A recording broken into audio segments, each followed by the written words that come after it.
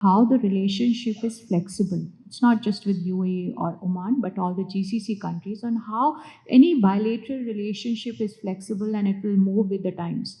Having said that, in the morning panel also we were talking about oil trade. Let me nuance it a little further, because this is something that we deal with day in and day out. It's not just about oil trade that we are looking at. We are also looking at imports of LNG, which is a clean fuel for the planet, and also for LPG.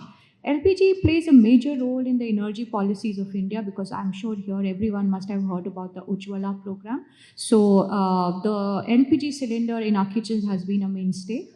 It's only in the last few months, few years, that we have been moving into pipe gas, but otherwise having an LPG cylinder as a part of the clean cooking solution has been a policy imperative for Government of India, and that LPG, almost 90% of it comes from GCC countries.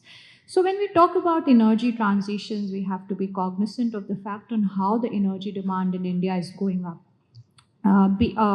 This is also on the back of industrialization, urbanization, and also we all of us know that most of the matured economies of the world have now plateaued out with their energy needs. It's the energy need in those economies are not going to go up beyond a certain level. In India, while we are the third largest energy consumer currently, we are per capita energy consumption is only 1/6 of the global world average. So the vector for moving ahead in terms of energy is huge, humongous. We talked about the trade from GCC countries in terms of overall trade being around in the range of $80 to $83 billion annually, out of which 45% is energy trade. That includes crude oil, of course. It also includes LPG and it includes LNG. Now, having said that, energy transition is not going to happen tomorrow. It's a work in progress. It requires collaboration to happen.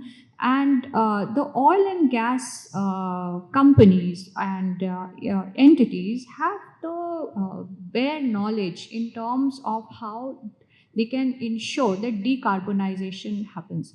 At the end of the day, we are looking that the carbon footprint or the methane footprint really is reduced. It's not just about phasing out a fuel from the entire trajectory of energy needs.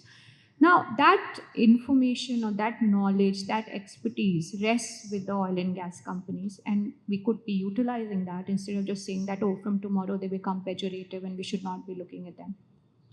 In that sense, that also defines on a journey going forward that oil and gas trade is not going to be phased out immediately. Even if it happens after 2040, where, as Excellency was saying, the OPEC has given projections about oil needs in India. There are huge opportunities in the petchem sector. Oil is the feedstock for petchem, so is LNG. So this bilateral relationship is not going to be like one day we are going to say that oil trade is going to finish off or energy trade is going to finish off. That's point one. Now, having said that, the relationship has not changed from a traditional buyer-seller relationship to that of being a strategic partner.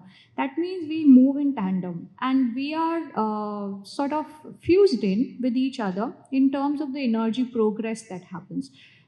We have established now, especially because of the geopolitical situations in the past few years, on how energy has become the spinal cord of foreign relationship.